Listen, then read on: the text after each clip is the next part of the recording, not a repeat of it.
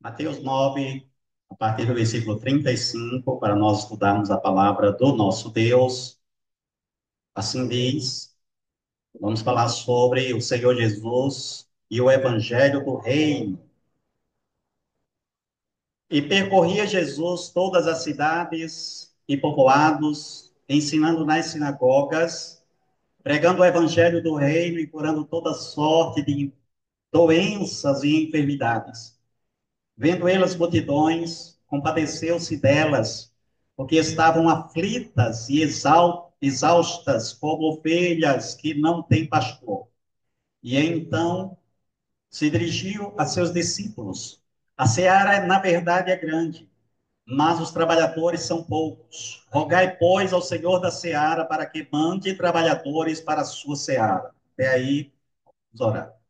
Obrigado, Senhor, pela tua palavra lida neste momento. Pedimos que o Senhor fale conosco, nos ensinando, nos instruindo, em nome de Jesus. Amém. Podeis assentar, meus irmãos?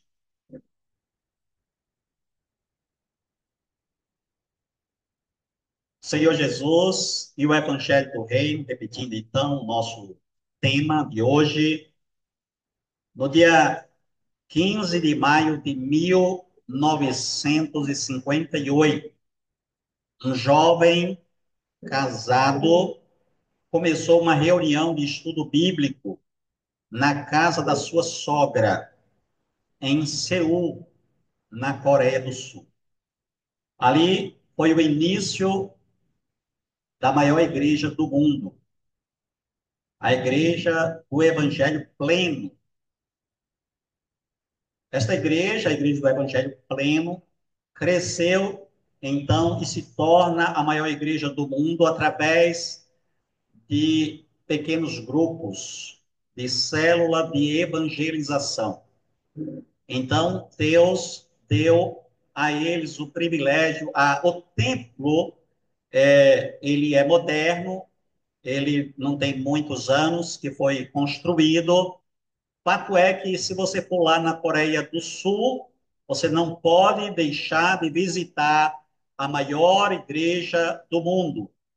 Esse modelo de igreja, meus irmãos, se espalhou pelo mundo, modelo celular, modelo através das células ou pequenos grupos, ou grupos familiares, como você queira chamar. Muitas igrejas, mundo afora, que sem dúvida são as maiores hoje, cresceram através deste método. Este método que é bíblico. Pequenos grupos é apenas um método, porque quem dá o crescimento é Deus. Quem abençoa é Deus. E ele nos dá inteligência para usarmos os métodos para o crescimento da igreja. Você pode usar o evangelismo de impacto, o evangelismo pessoal, distribuição de folhetos. Você pode fazer uma concentração de evangelização, mas quem dá o crescimento será o nosso Deus. O método, de acordo com a nossa experiência, é este: pequenos grupos, igrejas nas casas, pessoas que se reúnem, crentes que se reúnem para falar da palavra de Deus para os amigos, para os vizinhos, para os familiares. Este é um método eficiente.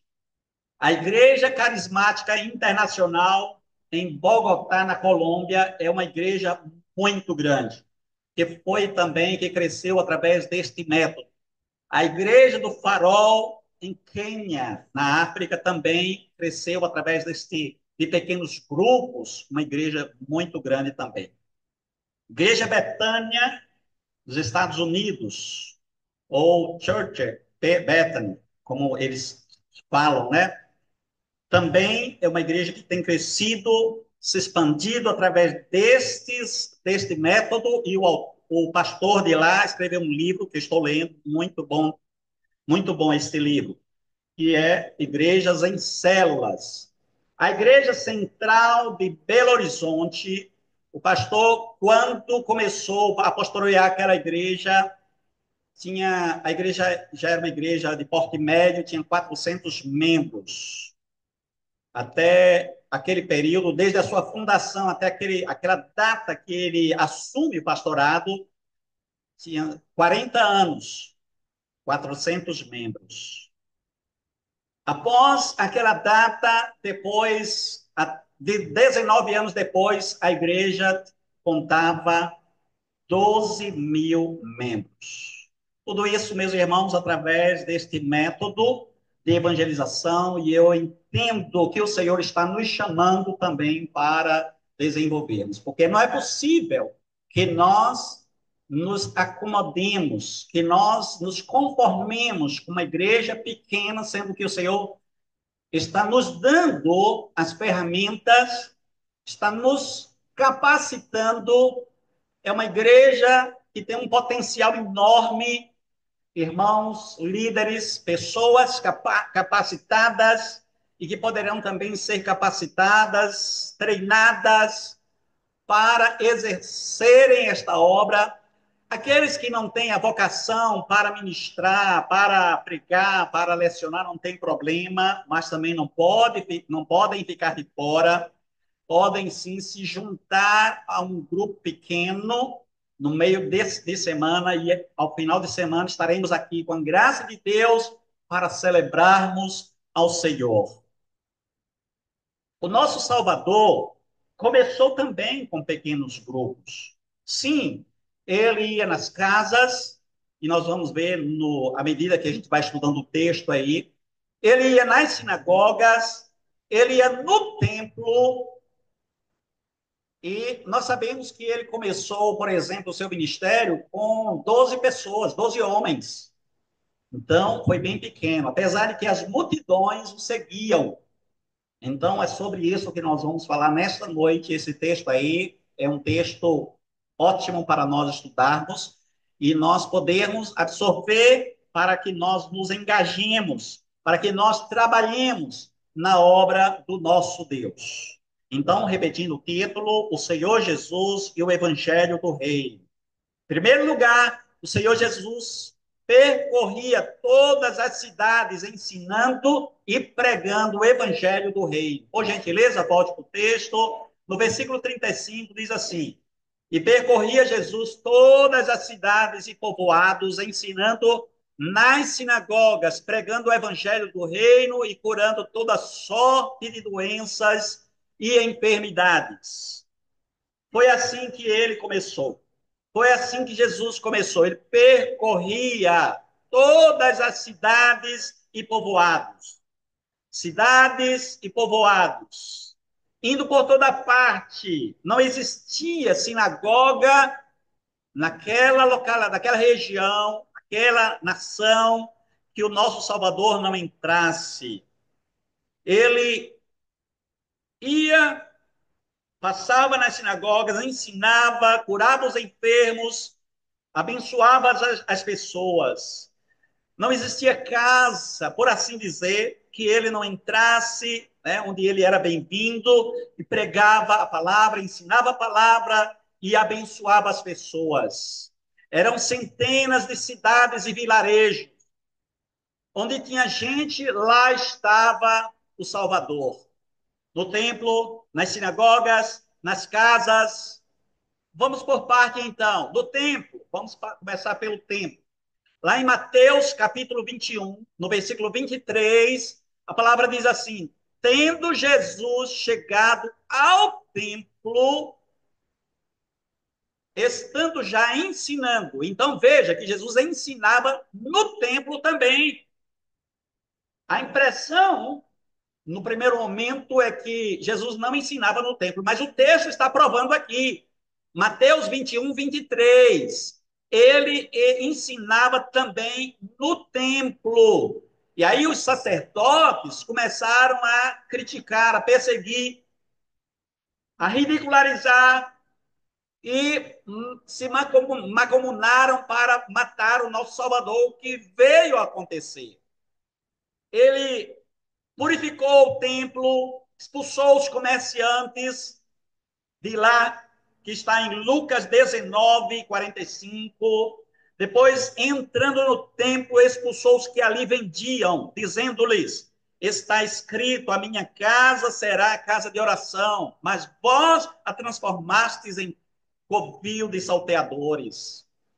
Sinagogas, o Senhor ia em todas as sinagogas.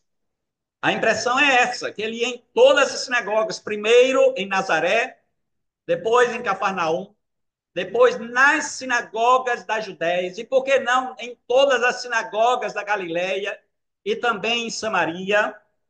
É possível que ele tenha ido também lá nas sinagogas. Pelo menos a Bíblia relata que ele vai passando por Samaria e evangeliza uma mulher, e salva uma mulher e uma grande quantidade de moradores da sua cidade. Então, lá na sinagoga, quando ele chega em Nazaré, e ele prega uma mensagem, ele lê o texto de Isaías, e depois de explicar o texto, ele disse que aquela profecia se cumpriu na vida dele. Ele se senta na cadeira. A ideia, ou alguns estudiosos dizem que a cadeira é uma cadeira que ficava ao lado do púlpito. Aquela cadeira ninguém podia sentar. Era uma cadeira vazia. E por que que ninguém podia sentar? Porque era a cadeira que somente o Messias, quando viesse, se sentaria. E de repente, alguém que todos eles conheciam, porque Jesus cresceu ali em Nazaré, lê o profeta Isaías,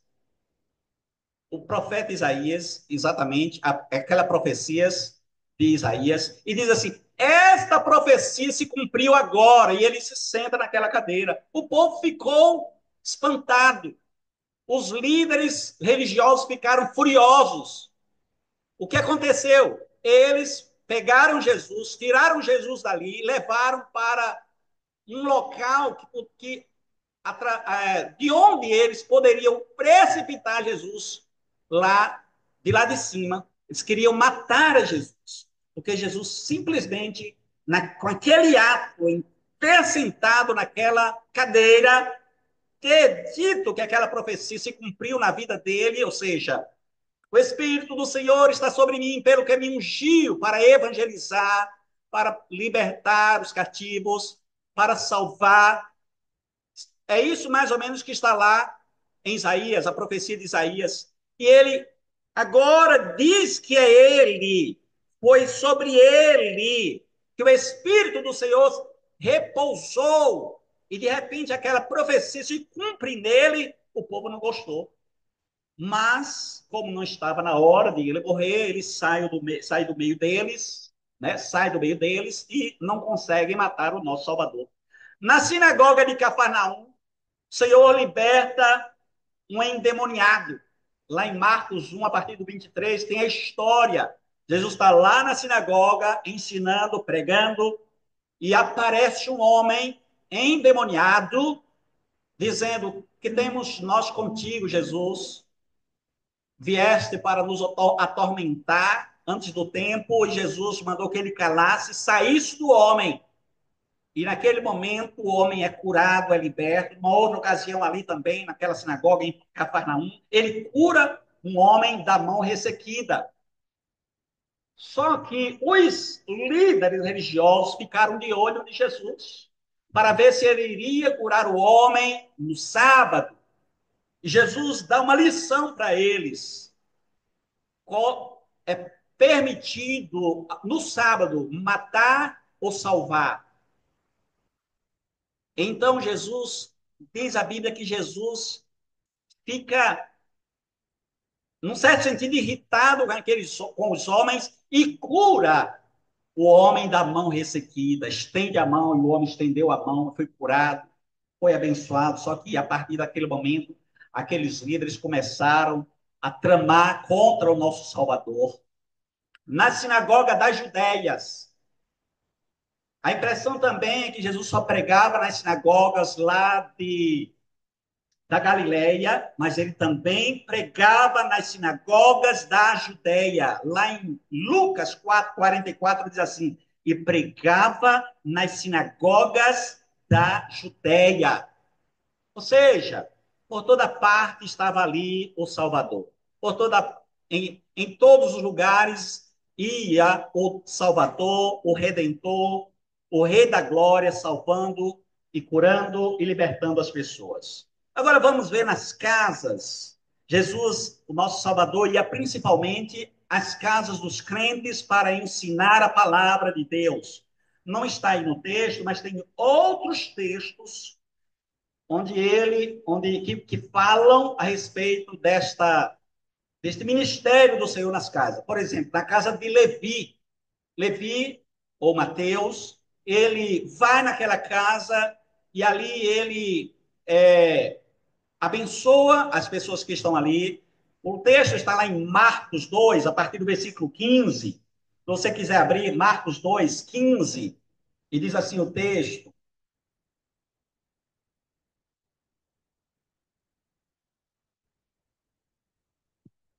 Marcos 2,15, achando-se Jesus à mesa na casa de Levi, estando juntamente com ele e com seus discípulos muitos publicanos e pecadores, porque estes eram em grande número e também o seguiam. Os escribas e fariseus, vendo-o comer em companhia dos pecadores e publicanos, perguntavam aos discípulos dele: por que come e bebe ele com os publicanos e pecadores? Tendo Jesus ouvido isto, respondeu-lhes: os sãos não precisam de médico, e sim os doentes. Não vim chamar justos, e sim pecadores.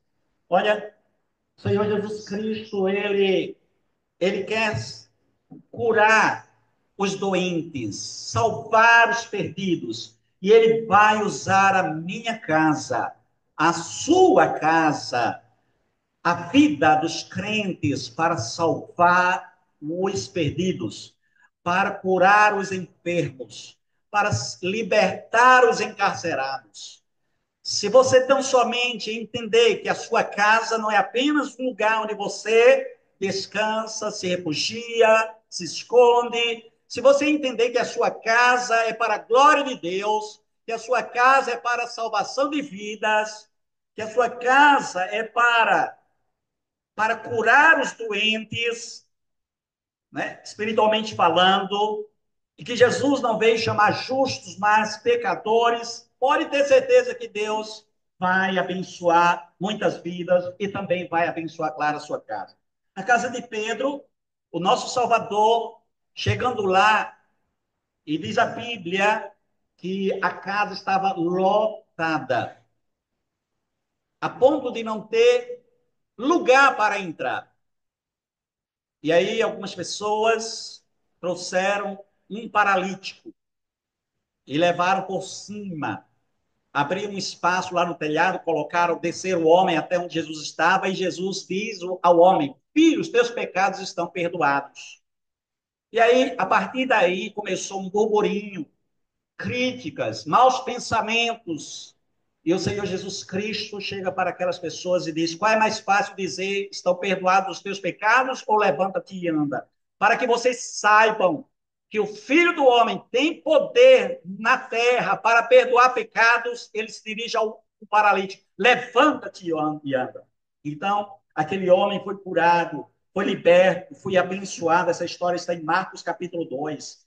Também na casa de Pedro, o Senhor cura a sogra de Pedro, que estava doente, que estava com uma febre muito alta, e diz a Bíblia que eles rogavam a ele por ela, intercediam a ele por ela. Está lá em Lucas 4, 38 e 39.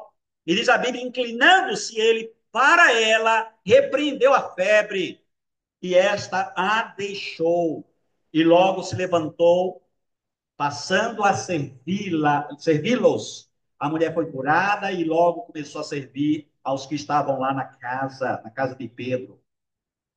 Também o Senhor vai na casa de um chefe de sinagoga, provavelmente a sinagoga de Cafarnaum. Jairo, ele pede que Jesus fosse lá e ressuscitasse o seu filho, ou curasse o seu filho, melhor dizendo. Ele, na trajetória, Jesus encontrou muitas pessoas necessitadas, atendeu essas pessoas necessitadas. Uma mulher se aproxima de Jesus, toca na hora de Jesus. Eu sei que foi uma dificuldade enorme para Jesus chegar na casa de Jairo, a ponto de as pessoas, ou uma pessoa, né, um porta-voz, veio de lá da casa dizer que a menina já estava morta, o filho dele, de Jairo, estava morto. E diz a Bíblia que Jesus não deu importância àquelas palavras, que ele precisava somente crer e vai até a casa de Jairo e ressuscita o filho dele. Na casa de Marta, Maria e Lázaro, Jesus participa de um banquete e também ensinava a palavra.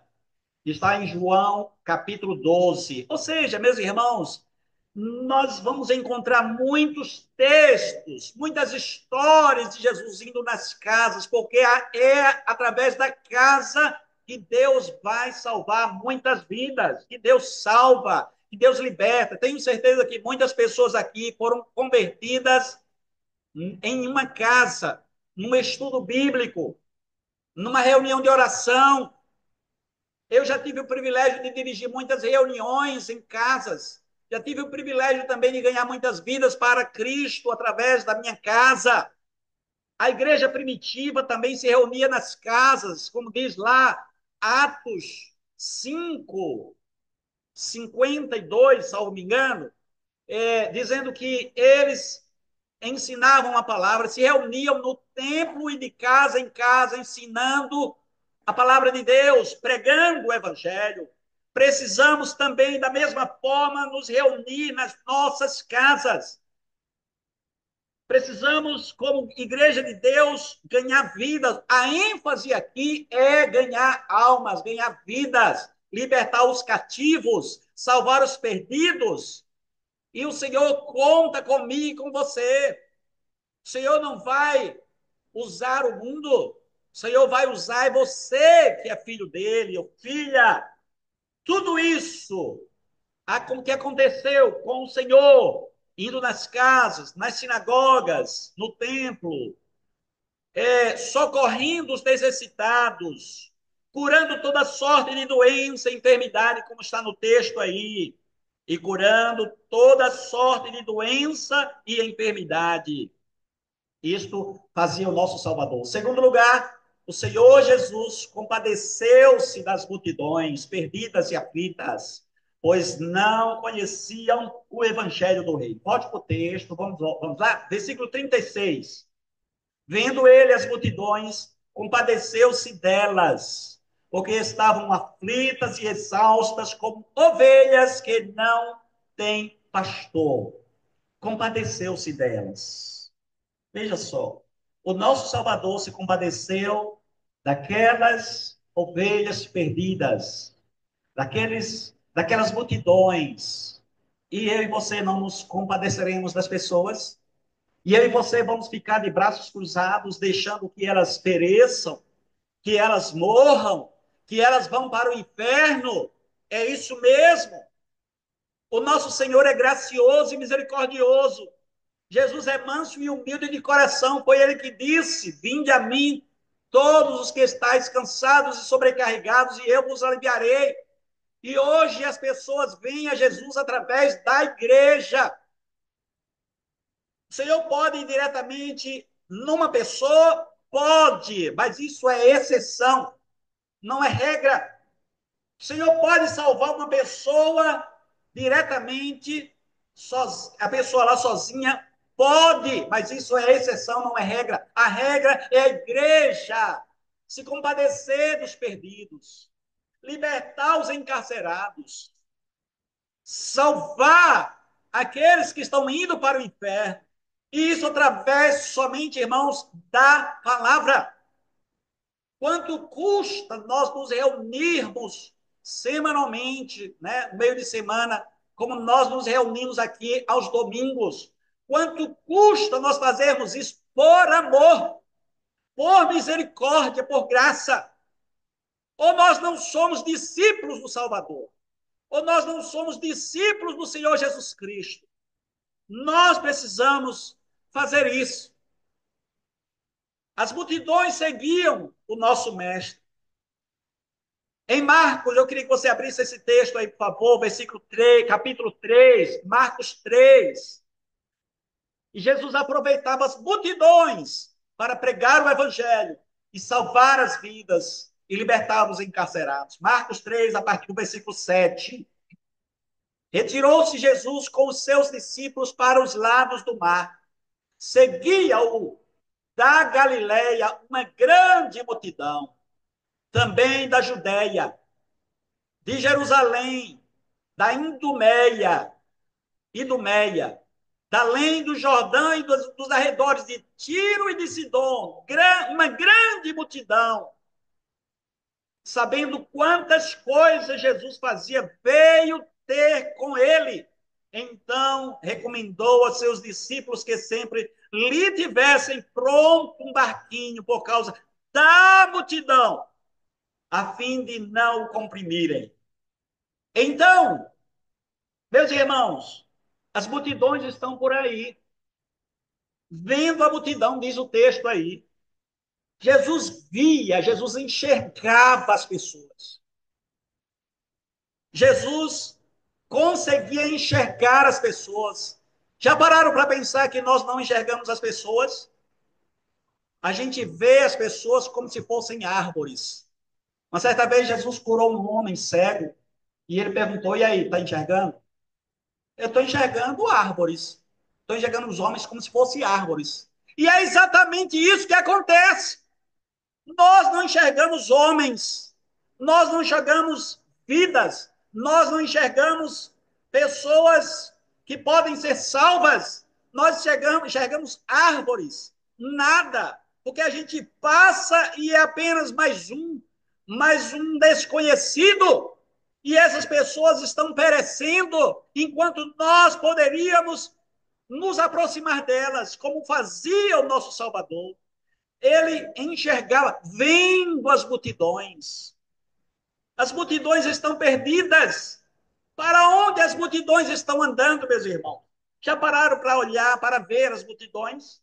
Você vai na rua, especialmente no dia da feira, e está lá a multidão, as pessoas indo e vindo, indo e vindo. Você vai numa cidade grande, numa avenida, e estão lá as multidões indo e vindo. Para onde elas estão indo? Para lugar nenhum, para o precipício, para o inferno, porque elas não conhecem o Salvador, porque elas não foram libertas, porque elas não foram salvas. Elas estão caminhando como que numa estrada, e lá na frente tem um grande precipício. E você precisa avisar para as pessoas, para as multidões, que lá na frente tem um precipício e que elas vão cair no precipício. Quando acontece um acidente de trânsito numa rodovia, né, que é muito veloz, que os carros passam com muita velocidade, aí acontece um acidente. É preciso urgentemente as pessoas que estão ali paradas colocar galhos de árvores, muitos galhos, 300, 400, 500 metros na rodovia, para que quem vem lá em alta velocidade veja os galhos e vá reduzindo a velocidade. Caso contrário, eles vão atropelar os acidentados. Nós precisamos colocar os galhos para que as pessoas parem e não vão para o precipício. Os galhos do evangelho, por assim dizer. A palavra de Deus, precisamos advertir as pessoas que lá na frente tem problemas, na frente da vida delas, no final da vida delas, e que elas precisam parar agora, e que elas precisam ouvir a palavra de Deus, que elas precisam se arrepender, e quem faz isso é você, sou eu, somos nós, é a igreja do Senhor. Onde é que estão as multidões? As multidões estão nas ruas, nos bares, nas festas, nas casas, vendo as multidões, diz o texto. As multidões estavam aflitas e exaustas, como ovelhas que não têm pastor. Ovelhas aflitas por falta de pastor. Uma ovelha solitária fica aflita, exausta, chorando, andando de um lado para outro. A ovelha sem pastor se torna presa fácil dos predadores. No finalzinho do versículo 36, porque estavam aflitas e exaustas como ovelhas que não têm pastor. Quando ele vê aquela multidão, ele se compadece, compadeceu-se delas. Jesus é o sumo sacerdote que se compadece das nossas fraquezas, como diz Hebreus 4,15. Ele as convida para vir a ele e receber alívio. Não foi isso que ele disse? Vinde a mim, todos os que estáis cansados e sobrecarregados, e eu vos aliviarei. Tomai sobre vós o meu jugo e aprendei de mim, porque sou manso e humilde de coração, e encontrareis descanso para a vossa alma, porque o meu jugo é suave e o meu fardo é leve. Nós já fomos ao Senhor, já encontramos alívio para a nossa alma, já fomos libertos, perdoados, salvos. Mas e o mundo? E as pessoas? E os seus irmãos? E os seus pais? E os seus amigos? E os seus vizinhos? E as pessoas que estão ao seu redor? Não te importa? Não nos importamos que elas pereçam? Elas também não precisam do Salvador? Será que nós não vamos fazer alguma coisa? Deus nos deu uma casa confortável. Deus nos deu um sofá confortável. Acredite, o seu sofá não é só para você se sentar e descansar, não. É para você colocar visitantes para ouvir o evangelho. O sofá da sua casa, a sua casa. Muitas vezes a pessoa, eu não quero ninguém na minha casa, vai sujar a casa. Ou então, a minha casa é muito pequena, a minha casa é bagunçada. Desculpas. Nós colocamos muitas desculpas. Eu estou muito atarefado, eu tenho muito o que fazer, eu tenho muita coisa para fazer, eu não posso. Desculpas. Nós precisamos acordar. Terceiro e último lugar, o Senhor Jesus fala a seus discípulos que a seara é grande e os trabalhadores são poucos para colher os frutos do evangelho do reino. Voltemos para o texto, versículo 37, diz assim, 37 e 38. E então se dirigiu a seus discípulos. A seara, na verdade, é grande, mas os trabalhadores são poucos. Rogai, pois, ao Senhor da seara que mande trabalhadores para a sua seara. Os campos estão maduros, estão brancos aí. Os campos estão prontos para a colheita. Meus amados irmãos, a colheita pode se perder por falta de trabalhadores. Se a colheita, se a plantação estiver pronto para colher, vocês sabem disso, muitos aqui são agricultores, e na hora, no momento que está pronto para colher, se faltar trabalhadores para colher, aquela colheita pode se perder. Pode sim, pode se perder. Então, está na hora de nós sermos esses trabalhadores. Um certo pastor foi na casa de um homem, chamou um homem e disse para ele que Deus tinha dito que ele, este homem, estava sendo vocacionado por Deus para trabalhar entre os esquimós. Talvez o lugar mais gelado do mundo. A localidade ou o meio, as pessoas que moram no lugar mais gelado do mundo. E aí ele disse: olha, se você aceitar o desafio, você vai ter que ir sozinho e sem nada, sem ninguém, porque nós não temos condições de te enviar nem de te sustentar. Estou apenas trazendo um recado de Deus para você. Qual é a sua reivindicação? O que você precisa? O homem, depois de muito pensar, ele disse: eu preciso apenas de um par de sandálias. E aí ele disse assim: amanhã de manhã eu estou partindo. Quando foi no outro dia, pela manhã, o pastor foi levar o par de sandálias dele. E, para surpresa dele, Um vizinho disse assim, ele não está mais aí. Ele foi, ele saiu daqui 5 horas da manhã dizendo que tinha uma tarefa muito importante para fazer e que não podia esperar. Então ele já foi. Um homem que vai para a obra, que aceita o desafio de trabalhar, sabendo que poderia morrer naquele lugar, sem sustento, sem nada, mas apenas ouviu o Senhor, a voz de Deus, e foi trabalhar entre os esquimós. Com tanto, constatando tudo isso, o Senhor se dirigiu aos seus discípulos. O Senhor então se dirige aos discípulos: são vocês. Vocês precisam trabalhar e vocês precisam pedir ao Pai mais trabalhadores. Ele se dirige também a mim, ele se dirige a você. Não se esquive, não pense que ele está se dirigindo, que essa mensagem é para o outro, para o irmão que está do seu lado, é para você. Independentemente do que você vai fazer, de como Deus vai te usar, mas cada pessoa deve se colocar diante do Senhor. Deus não vai chamar os anjos para pregar o evangelho. Deus não vai chamar o mundo. Deus chama a sua igreja, o povo dele, o povo salvo, os seus discípulos para salvar outras vidas. A seara é grande, a plantação é grande. Estou uma metáfora para dizer que o reino de Deus, que há muita gente para ser salva, e ele vai estar nos chamando para trabalharmos na sua obra. A colheita é grande, a plantação já está madura.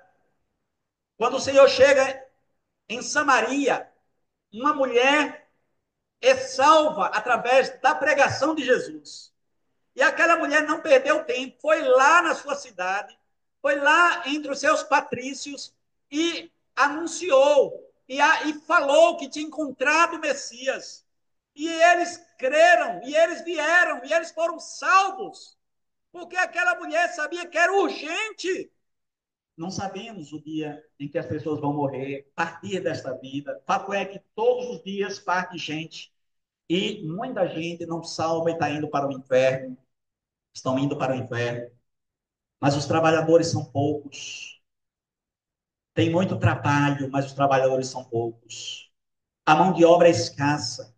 Poucos são os que obedecem a esse chamado. No finalzinho do versículo 37, a seara, na verdade, é grande, mas os trabalhadores são poucos. Roguemos ao Senhor da seara para que envie mais trabalhadores. A obra pertence a Ele é o dono da obra, Ele é o Senhor, é o dono da seara. Ele tem poder para providenciar mais trabalhadores. Me lembro quando era menino, meu pai trabalhava em algumas atividades. Ele era comerciante, um pequeno comércio, também era agricultor, um pequeno agricultor, e um pecuarista, porque ele criava algumas vaquinhas. E eu me lembro que quando ele plantava a plantação, nós plantávamos, tinha alguns trabalhadores, mas quando era no período da colheita, ele precisava chamar mais trabalhadores, contratar mais trabalhadores, porque a colheita era grande e precisava de mais gente, de mais pessoas. Meus irmãos, a colheita já está pronta. Olha, tem muita gente aí que só está precisando ouvir o evangelho do Senhor Jesus Cristo. E você pode sim, usado pelo Espírito Santo, ajudar essa pessoa a conhecer o Salvador, o Senhor Jesus Cristo. Rogai, pois, ao Senhor da seara para que mande mais trabalhadores, para que mande trabalhadores para a sua seara. A seara, então, está pronta para a ceifa. Então, eu gostaria de concluir esta mensagem dizendo, como nós começamos, que as igrejas hoje que mais crescem são as igrejas que evangelizam, que trabalham, especialmente através desse modelo, meus irmãos, de pequenos grupos. Veja que nós vamos trabalhar em pequenos grupos e nós somos mais fortes. Não tem aquele ditado? Juntos somos mais fortes. Se você está num grupo, você se sente mais fortalecido.